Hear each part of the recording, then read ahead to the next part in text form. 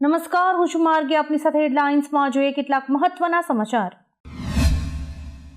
રાજકારણના અઠંગ ખેલાડી અને હંમેશા પોતાના નિવેદનોથી ચર્ચામાં રહેતા નીતિન પટેલે ફરી એકવાર મમરો મૂકીને ચર્ચા જગાવી છે. આ વખતે નીતિન પટેલે કહ્યું કે જમીન દલાલોની જેમ રાજકારણમાં પણ દલાલો છે. આ દલાલો ભાજપની ઓળખાણ આપીને ફટાફટ પોતાના કામ કરાવી લે છે. ભાજપનો કાર્યકર અને નેતા છું એવું કહી અધિકારીઓ સાથે ઓળખાણ બનાવે છે. ભાજપ સરકારે બહુ બધાને બહુ મોટા અને સુખી કર્યા છે. દલાલી કરતા બધા જ કરોડપતિ થઈ ગયા છે. મહારાષ્ટ્ર ચૂંટણીના પરિણામોનો ઉલ્લેખ કરતા રાહુલ ગાંધીએ આજે લોકસભામાં કહ્યું હતું કે લોકસભા ચૂંટણી પહેલા હિમાચલ પ્રદેશની વસ્તી જેટલા નવા મતદારો યાદીમાં ઉમેરાયા હતા. લોકસભા વિધાનસભા ચૂંટણીઓ વખતે 70 લાખ નવા મતદારો ઉમેરાયા હતા. છેલ્લા 5 મહિનામાં મહારાષ્ટ્રમાં 5 વર્ષમાં ઉમેરાયેલા આંકડા કરતાં પણ વધુ આંકડા ઉમેરાયા છે. અમે ચૂંટણી પંચ પાસે માંગ કરી છે કે તેઓ અમને લોકસભા મતદાર યાદી, નામ અને સરનામા આપે. ટીમ ઇન્ડિયાનો યુવા ખેલાડી અભિષેક શર્મા ઇંગ્લેન્ડના ખેલાડીઓને પોતાની તાકાત બતાવનારા ખેલાડીઓની યાદીમાં સામેલ થઈ ગયો છે. શર્મા આંતરરાષ્ટ્રીય T20માં સદી ફટકારનાર અને 2 કે તેથી વધુ વિકેટ લેનાર બીજો ખેલાડી બનીને તેણે ઇતિહાસ રચ્યો છે. ગ્લેન મેક્સવેલે ઇંગ્લેન્ડ સામે 100 રન બનાવ્યા અને 3 વિકેટ લીધી. શર્માએ ઇંગ્લેન્ડ સામે પણ 135 રન બનાવ્યા અને 2 વિકેટ લીધી. દ્વારકામાં ડ્રોન કેમેરા પર પ્રતિબંધ છે, છતાં ડ્રોન કેમેરો ઉડ્યો હોય તેવી એક ઘટના સામે આવી છે. મંદિર પર ડ્રોન ઉડાડી શૂટિંગ કરનાર યુટ્યુબર સામે કાર્યવાહી થઈ છે, જેમાં મંજૂરી વગર શૂટિંગ કરતા મુંબઈના શખ્સની અટકાયત થઈ છે. આ મામલે પોલીસ વધુ તપાસ કરી રહી છે. નોંધવા જેવી વાત એ છે કે આજકાલ યુટ્યુબર ઘણી જગ્યાએ વિડીયો શૂટ કરવા પહોંચી જાય છે અને પછી આવી મુશ્કેલીમાં પણ મુકાઈ જાય છે. લશ્કરી શક્તિના આધારે દેશોને ક્રમ આપતી સંસ્થા ગ્લોબલ ફાયર પાવરે એક નવી યાદી બહાર પાડી છે. આ યાદીમાં ભારતને 4થું સ્થાન મળ્યું છે. અમેરિકા પહેલા નંબરે, રશિયા બીજા નંબરે અને ચીન ત્રીજા નંબરે છે. તે જ સમયે પાકિસ્તાન પણ 9મા સ્થાનથી 12મા સ્થાને સરકી ગયું છે. ગ્લોબલ ફાયર પાવર ઇન્ડેક્સ 60થી વધુ પરિમાણોના આધારે વિશ્વના સૌથી શક્તિશાળી સૈન્યનું મૂલ્યાંકન કરે છે.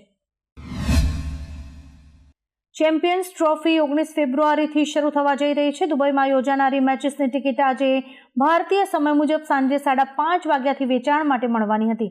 સાઉદી અરેબના ચલણમાં સૌથી સસ્તી ટિકિટ 125 દિરહમ જેટલી હશે. આ ભારતીય ચલણમાં લગભગ 3000 રૂપિયા બરાબર છે. ફાઇનલ મેચની ટિકિટની કિંમત પહેલી સેમીફાઇનલ પછી વેચાણ માટે ઉપલબ્ધ થશે. ભારતીય ટીમની બધી જ મેચિસ દુબઈમાં રમાશે.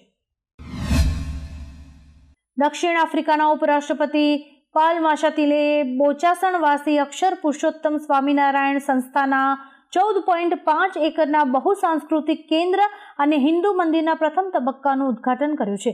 34,000 વર્ગ મીટર વિસ્તાર ધરાવતા ભવ્ય સંકુલમાં 3,000 બેઠકોવાળું સભાગૃહ, 2,000 બેઠકોવાળું બેન્ક્વેટ હોલ, સંશોધન સંસ્થા અને મનોરંજન કેન્દ્ર છે. તેમણે હિન્દુ સમુદાયના રાષ્ટ્ર નિર્માણમાં યોગદાનની પ્રશંસા કરી છે.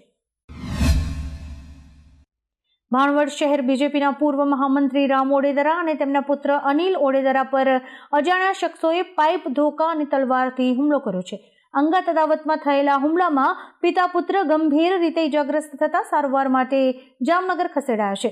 ભાણવડ નગરપાલિકા ચૂંટણી વચ્ચે બનેલી આ ઘટનાએ ચકચાર મચાવી છે. પોલીસે ગુનો નોંધીને વધુ તપાસ હાથ ધરી છે. ઇઝરાયલ ડિફેન્સ ફોર્સિસે દાવો કર્યો છે કે તેણે છેલ્લા 2 અઠવાડિયામાં વેસ્ટ બેન્કમાં એટલે કે પેલેસ્ટાઇનમાં લશ્કરી કાર્યવાહી દરમિયાન 50થી વધુ પેલેસ્ટિયન આતંકવાદીઓને મારી નાખ્યા છે. ઇઝરાયલે 100થી વધુ આતંકવાદીઓની ધરપકડ કરી છે. 40,000થી વધુ હથિયારો જપ્ત કરવામાં આવ્યા છે. 80થી વધુ વિસ્ફોટકોને નિષ્ક્રિય કરવામાં આવ્યા છે. ઇઝરાયલે તેને ઓપરેશન આયર્ન વોલ નામ આપ્યું છે.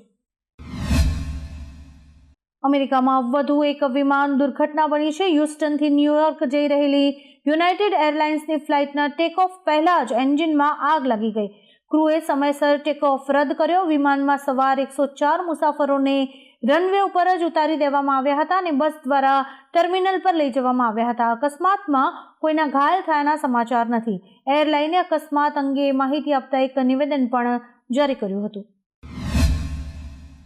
લોસ એન્જલસમાં આયોજિત ગ્રેમી એવોર્ડ્સમાં ભારતીય અમેરિકન ગાયિકા અને ઉદ્યોગ સાહસિક ચંદ્રિકા ટંડને ગ્રેમી એવોર્ડ જીત્યો છે. તેણે તેના આલ્બમ ત્રિવેણી માટે બેસ્ટ ન્યૂ એજ એમ્બિયન્ટ અથવા ચાન્ટ આલ્બમ કેટેગરીમાં આ એવોર્ડ જીત્યો છે. ઉપરાંત બ્રુનો માર્સ અને લેડી ગાગાના ડ્રાઈવ વિથ ધ સ્માઇલને બેસ્ટ પોપ ડ્યુઓ ગ્રુપ પરફોર્મન્સમાં ગ્રેમી એવોર્ડ મળ્યો છે. ફોર્બ્સે 2025માં વિશ્વના 10 સૌથી શક્તિશાળી દેશોની રેન્કિંગ જાહેર કરી છે, જેમાં ભારતને ટોપ 10માંથી બહાર રાખવામાં આવ્યું છે. સૌથી વિશાળ વસ્તી, ચોથી સૌથી મોટી સેના અને 5મા સૌથી મોટા અર્થતંત્ર ધરાવતા ભારતને ટોપ 10માંથી બહાર રખાતા ઘણા પ્રશ્નો ઉઠી રહ્યા છે. ટોપ 10માં અમેરિકા, રશિયા, ચીન, બ્રિટન, જર્મની, દક્ષિણ Korea, France, Japan, Saudi Arab અને ઇઝરાયલનો સમાવેશ કર્યો છે.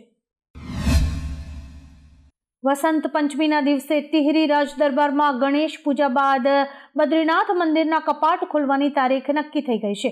શુભ મુહૂર્ત મુજબ 4 મે સવારે 6 વાગે મંદિરના કપાટ ભક્તો માટે ખુલશે. 22 એપ્રિલે મહાભિષેક માટે તલનું તેલ રેડવામાં આવશે અને ગડુ ઘડા તેલ કલશ યાત્રા શરૂ થશે. આ સાથે ચારધામ યાત્રાનો પણ આરંભ થશે. રાજવી પંડિતોએ ગ્રહોની સ્થિતિને ધ્યાનમાં રાખીને આ તારીખ જાહેર કરી છે. મહાકુંભમાં ધક્કામુક્કી બાદ વ્યવસ્થામાં ખામીઓ અંગે સંતોમાં નારાજગી છે. જ્યોતિષપીઠના શંકરાચાર્ય સ્વામી અવિમુક્તેશ્વરાનંદે કહ્યું છે કે સરકાર માહિતી છુપાવી રહી છે. તેમણે યોગી આદિત્યનાથના રાજીનામાની માંગણી કરી છે. તેમણે કહ્યું કે મુખ્યમંત્રીએ 18 કલાક સુધી સત્ય છુપાવ્યું છે. યોગી કોઈ સંત નથી. સંત આવી ઘટનાઓનો સ્વીકાર કરે છે, તેને છુપાવતા નથી. એક નહીં 6 જગ્યા પર નાસ ભાગ થઈ હતી. ઉપરાંત તેમણે કોઈ સક્ષમ વ્યક્તિને સીએમ બનાવવાનું પણ કહ્યું હતું. રવિવારે ઇસરોના 100મા NVS-02 ઉપગ્રહ મિશનમાં ટેકનિકલ ખામી સર્જાઈ હતી, જેના કારણે ઉપગ્રહ જ્યાં સ્થાપિત થવાનો હતો તે ઓર્બિટમાં કોઈ જગ્યા બની ન હતી. સેટેલાઇટ સિસ્ટમ બરાબર છે અને અત્યારે ઓપ્ટિકલ ભ્રમણ કક્ષામાં છે. અત્યારે સમસ્યાના ઉકેલ માટે કામ ચાલી રહ્યું છે. આ ઉપગ્રહ 29મી જાન્યુઆરીએ શ્રીહરિકોટાથી GSLV F-15 દ્વારા લોન્ચ કરવામાં આવ્યો હતો, જે ઇસરોનું 100મું મિશન હતું. આવા જ કેટલાક રસપ્રદ સમાચારો નિહાળવા માટે અમારી YouTube ચેનલને લાઇક, શેર અને સબસ્ક્રાઇબ કરો અને જોતા રહો હેડલાઇન્સ. આ ઉપરાંત આપ અમને અમારા ઇન્સ્ટાગ્રામ હેન્ડલ અને ફેસબુક પેજ ઉપર પણ ફોલો કરી શકો છો.